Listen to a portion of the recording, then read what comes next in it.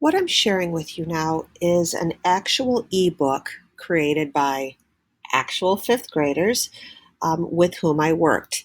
This homeroom teacher came to me, and instead of teaching the kiddos about the Aztecs, she wanted them to teach themselves. So we came up with the idea of having them create their own little mini book about the Aztecs.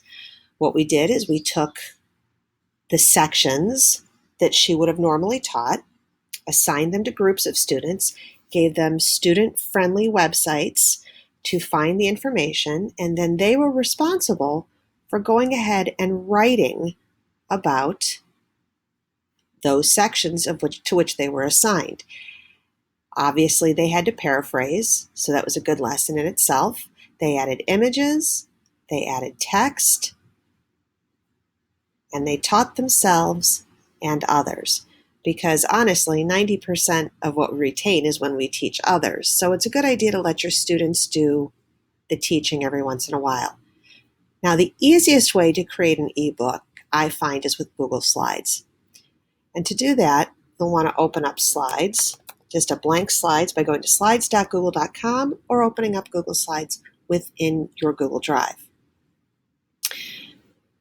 And you'll want to start with a blank presentation. Now we kind of want to make this into paper, and you can't see me, but I was using air quotes. And to do that, all you do is you go up to File, scroll down to Page Setup,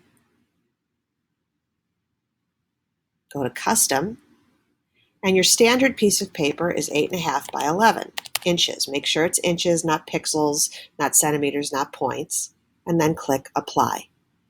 And there you have it. You have your book cover. To add more pages, go ahead and click. Your only limit is your students' imagination for adding pictures, for adding text. They can even add hyperlinks for interactive YouTube videos. You can embed YouTube videos into Google Slides. So there you have it. Your students will have made their own interactive textbook.